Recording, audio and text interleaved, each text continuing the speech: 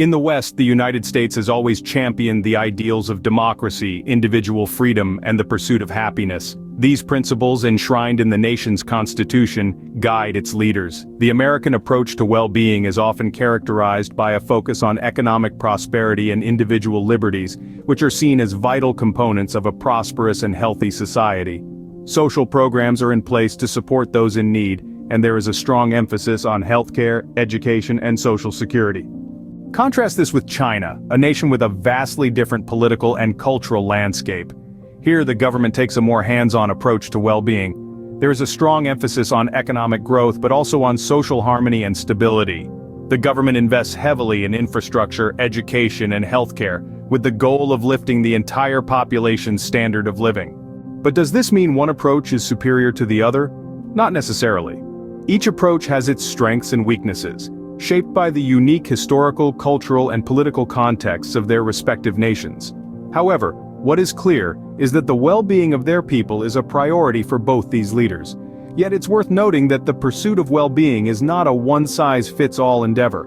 The approach to well-being in countries like Bhutan, for instance, is quite different. This small Himalayan nation measures its success not by gross domestic product, but by gross national happiness.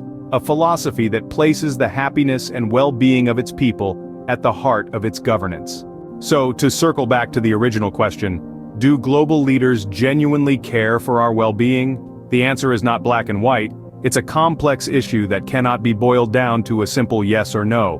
What we can say is that leaders across the world, in their own ways, seem to prioritize the well-being of their citizens. They do this by focusing on different aspects such as economic growth, social harmony, individual liberties, or happiness. However, the effectiveness of their efforts and the degree of their sincerity are matters of debate and interpretation.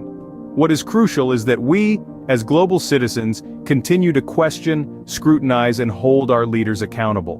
Because at the end of the day, the well-being of the people should always be the true north for any leader. In this brief overview, we've touched upon the complex and multifaceted issue of global leadership and well-being. We've compared and contrasted the approaches of different leaders, highlighting the importance of context and culture in shaping these strategies. And hopefully we've sparked some thought on this crucial topic. After all, the well-being of us all hinges on the actions and decisions of these global leaders. Voiceover. As we draw this discussion to a close, we truly appreciate your time and engagement. We've covered a lot of ground, and we hope it's given you some food for thought. If you found this video informative and thought-provoking, please don't forget to subscribe to our channel and give this video a thumbs up. But our conversation doesn't end here. We want to hear from you. What's your take on this complex issue? Do you believe world politicians truly care about their people? Or do you think their actions are driven by other factors? Please share your thoughts in the comments below. Remember, your voice matters. Because ultimately, the well-being of our global society hinges not just on the actions of our leaders, but also on our collective consciousness and willingness to engage in these important discussions. So let's keep the conversation going. Thank you for watching, and until next time, stay curious and stay engaged.